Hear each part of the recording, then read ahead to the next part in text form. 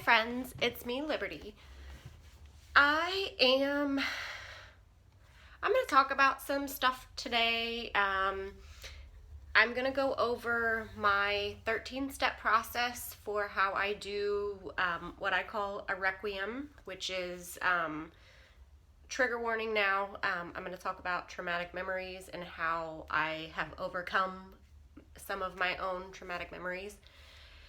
So I'm going to share a crude rundown of the 13-step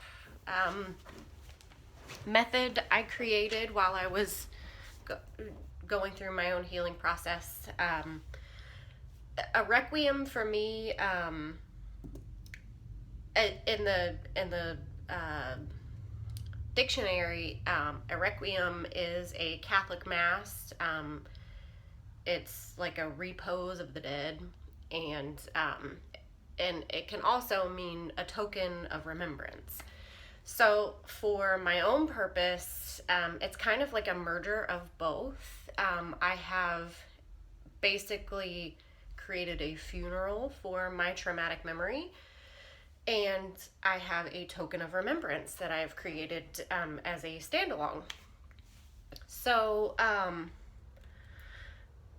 for me personally, I like the idea of mind and body working together on healing trauma.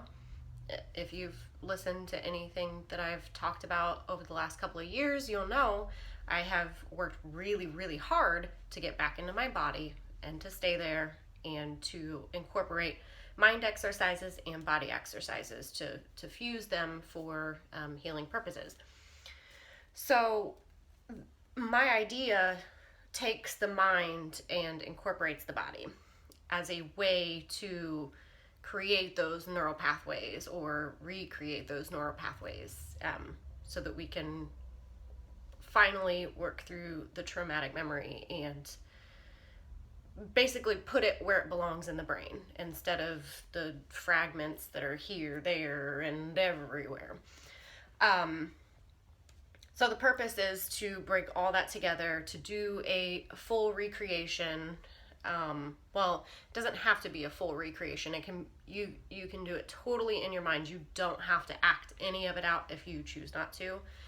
That is completely your own. And disclaimer, I would not try this at home on your own. I would, especially if you're brand new in healing, definitely work with this with a therapist, with a coach, with a life coach, with a healing partner that has been doing healing longer than you.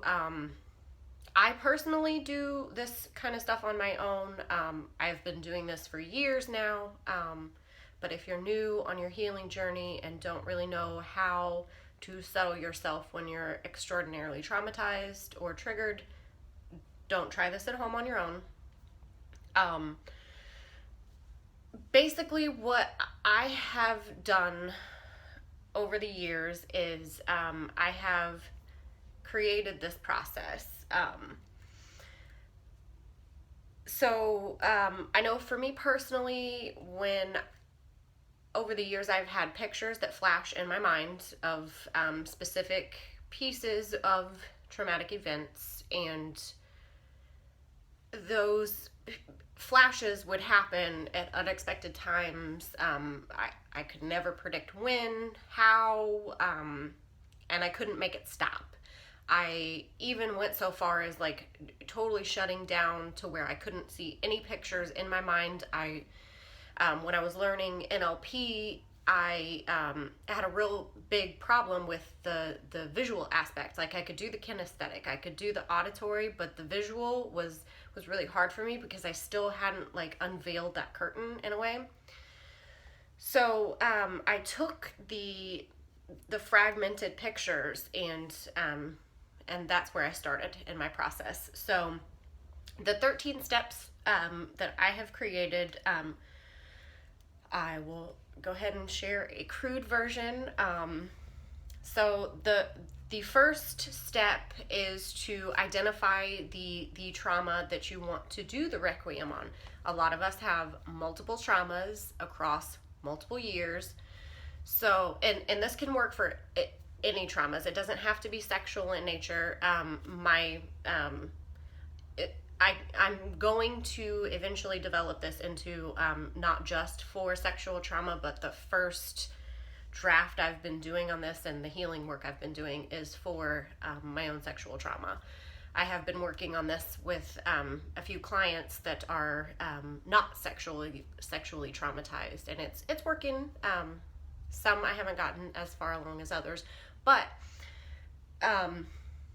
all that to say, it can work for sexual and non-sexual trauma, but this is specifically for sexual trauma. The first is to identify a specific trauma, whether that be, one. I like it to be one event because you could do numerous of these. So pick something relatively short in duration, not like days worth of trauma. I would pick a specific event. So for mine, I picked the one that the flashes were the most vivid on, the pictures that came up most frequently and inappropriately and could not be stopped. So what I did was I identified all the key elements of the trauma. I went through the flashback pictures. I went through the body sensations. I went through the emotional feelings. I went through and tried to identify as best I could the key elements of what the feeling flashbacks and the picture flashbacks.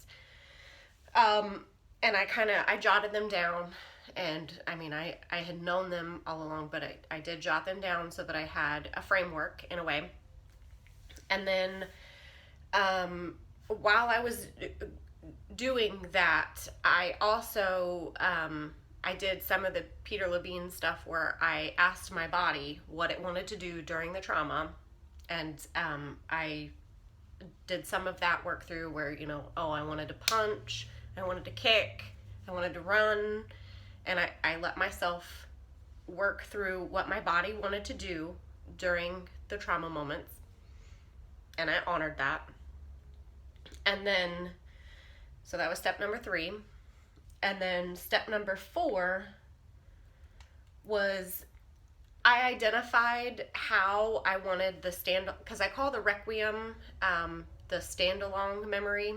So I identified how I wanted this standalone picture to look. So I knew what my flashes looked like, and so I identified what I wanted the standalone to look like, how I wanted it to feel, how I wanted it to sound, and I kind of, roughed that out. And then step number 5 is I put myself into a meditative state. I did some self-hypnosis, and then step number 6 was I created a visualization. And once I got myself into a meditative state, I created the visualization of the stand-along.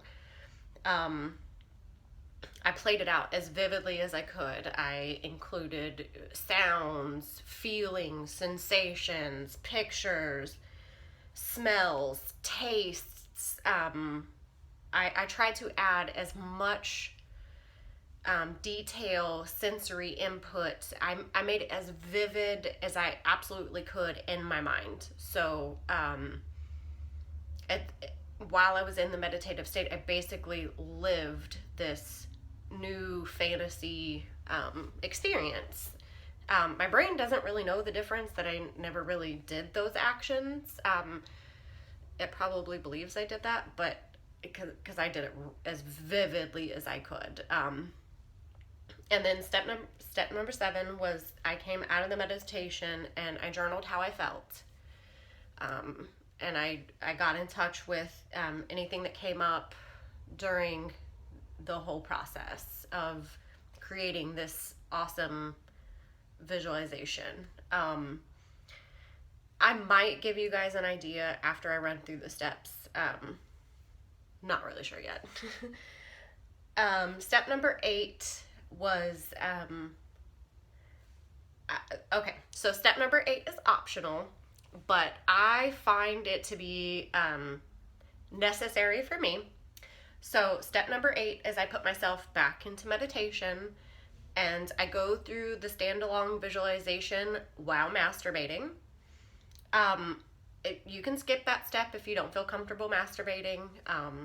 And the idea here is not to induce orgasm. It's just to stimulate yourself sexually, because it does fire off different hormones in your brain, and it does definitely makes your body feel different sensations, especially if you're standalone. If the trauma memory and the standalone are both sexual, masturbation really does help put your brain into the it's an experience, but you're creating the experience. So so I did all that, and then step number 9 is once you're satisfied with that, you don't have to orgasm, because orgasm is not the point. You bring yourself back. You bring yourself back to grounded. And then step number 10 is I meditated again. And see, I did this over a few days. I didn't do it all at once. But step number 10, I meditated again. And this time was the actual meat of it. I went through the visualization while masturbating again, but this time I brought up key elements of the trauma memory. So I would bring up like the flash picture that I can't stop seeing, and then I would bring up the stand-alone. So I would be masturbating with the stand-alone, and then I would bring up the flash and I would hold it side by side, and then I would do this for each key element of the trauma memory. So in my stand-alone, I tried to create as much of a stand-alone as I could. Like each key element, I would try to create a standalone key element. And then I played that out as for each element while masturbating, until I had gone through all of the key elements.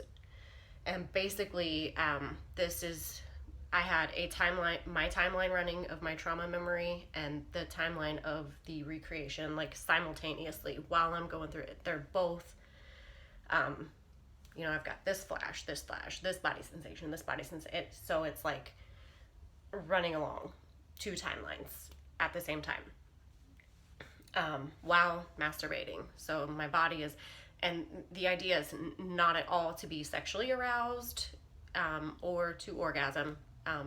Either one is fine, but that's not the point. The point is to, I almost look at it like sex magic, like a form of spiritualism and body connection. So once I had run through the timeline simultaneously together, I pulled myself back out of the meditation and I journaled again, made notes, what worked, what didn't work, how I felt. And then step number 12 is also optional. Some of these I have, some of these I haven't. But step number 12 is incorporating a partner. When I do this, I create a scene in my head, but it's still the visualization, but it's a little different because, you have your stand-alone, and then bringing a partner in is definitely different. So I tell my partner like what I need to happen, and then I go for it. I do not, I don't recall the trauma when I'm going through with a partner. The timelines are not simultaneously running. If the key elements do pop up, I will try to incorporate different sensations or different pictures during with the partner, but the idea is not to have the two timelines simultaneously running with the partner. If it does, breathe and recall your stand along and verbalize to your partner what's going on. I would hope you could communicate with a sexual partner on this level. If you can't, you might not be with the right partner. But that's an aside. So if something does come up, communicate to your partner, and then you can adjust any parts of the scene that aren't working for you. Communication is essential during partnered requiems. Be careful adding in a partner. Don't just go find dumbass Dom. Don't find dumb fuck at the dungeon and just expect it to go well, because it will not. I can promise you that. If you do not have good communication and trust with your partner, do not do step 12. Just skip it. And then step 13 is practice self-care. After you're finished, self-care.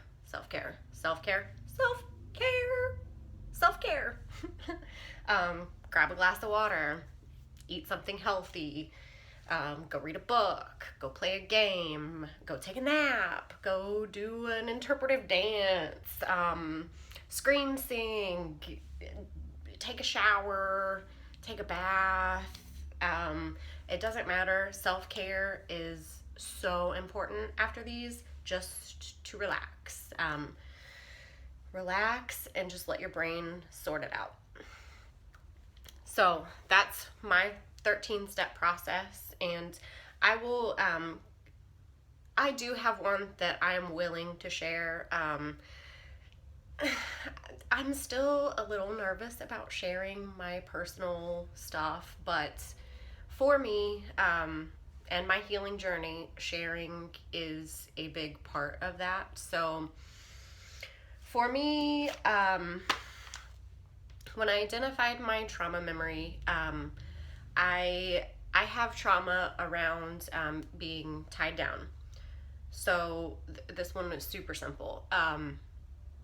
So I identified the key elements. Like, I was bound at the wrists, my legs were free, my feet were tortured, I was burned with a cigarette. There were body sensations with the arms, body sensations with the legs, body sensations with the foot torture, body sensations with the burns, body sensations with the physical rape.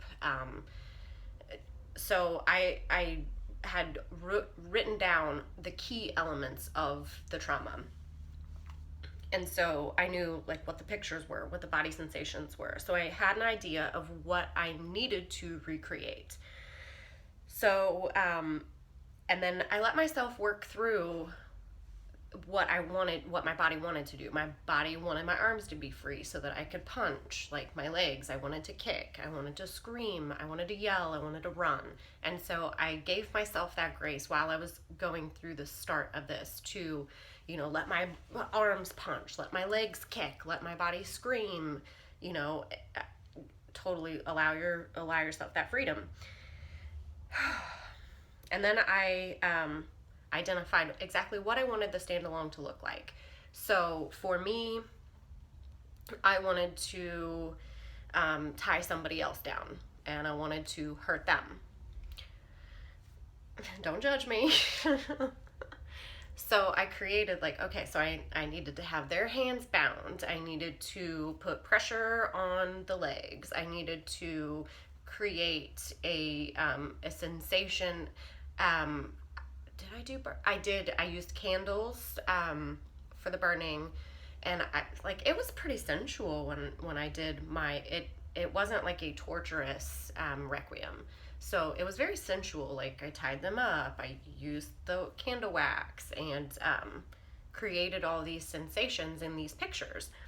And so I went into my meditation and I ran through this visualization in my head of ooh, like, okay, so I'm going to do this, and I'm going to do that, and I'm going to do this, and it's going to feel like this, and I'm going to feel like this. And so I totally like embraced this visualization.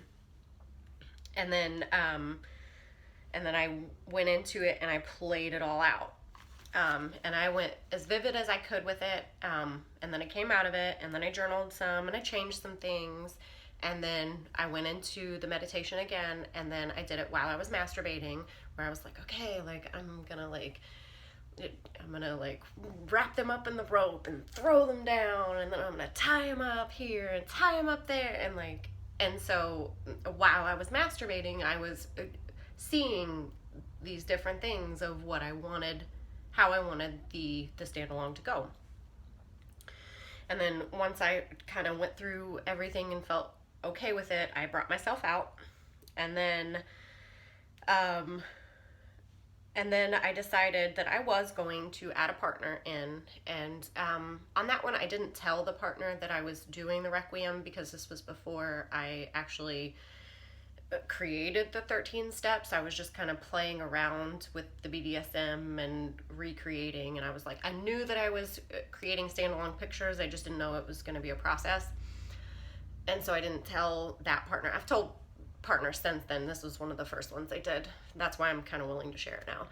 And so I totally went through the scene, and like, I tied him up and I had the knife, and so we had the candle wax, and then the knife, and then some other stuff, and like, it was an entirely sensual animal experience. Like, it was a beautiful experience. And so it really solidified that standalone memory. It was powerful standalone. And then I did add the partner, and then self-care. So during the self-care afterwards, I really solidified the fact that, okay, like, I had this picture, and I totally had this amazing visualization, then I had this amazing visualization while masturbating, and then I had this amazing experience with a partner. And so over the course of, that was a couple years ago, so over the course of the last few years, anytime that picture has tried to creep up, I'm like, oh yeah, I had that experience, but I also have this one and this one and this one. And like, wow, that experience was amazing. And so this picture loses power, and then I was able to integrate it somehow. And so it's like, it doesn't really flash like it used to at inappropriate times, or it's like, yeah, okay, so I see that picture every now and then I have these other pictures that are phenomenal. And so, and I've done this for several of my traumas, just like bits and pieces of it, but then I did a whole where I did the whole entire scene of one of my traumatic memories. And that was where I had like the two timelines running. And I can tell you that it has resolved my my visual flashbacks, and a lot of the body sensation flashbacks. So I know this is kind of a crude and video, but I have been like dying to share this for a year, maybe 2 years now, about how I have been doing my requiems. And so I just wanted to kind of get it out there. I'm gonna type it up, and it will definitely be in the book, and I'm probably definitely gonna be doing more videos talking about it. Maybe even do something that's not sexual trauma, so that I can maybe share it with a broader audience. But I really had to get that off my chest and get that out of there. So with that, I hope you guys do get a chance to do some of your own requiems. If you do, please be very, very careful. Be very aware of what you are doing. You are basically playing with fire. you're playing with your mind, you're playing with fire. Well, I literally, but maybe you not literally, but so definitely be aware of what's going on, what triggers you.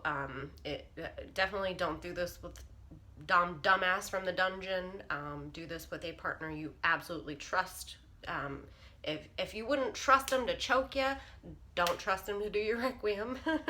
um, but it's so worth it. If you have questions, definitely email me, comments, whatever you need to do, get in touch with me. I can try to answer your questions.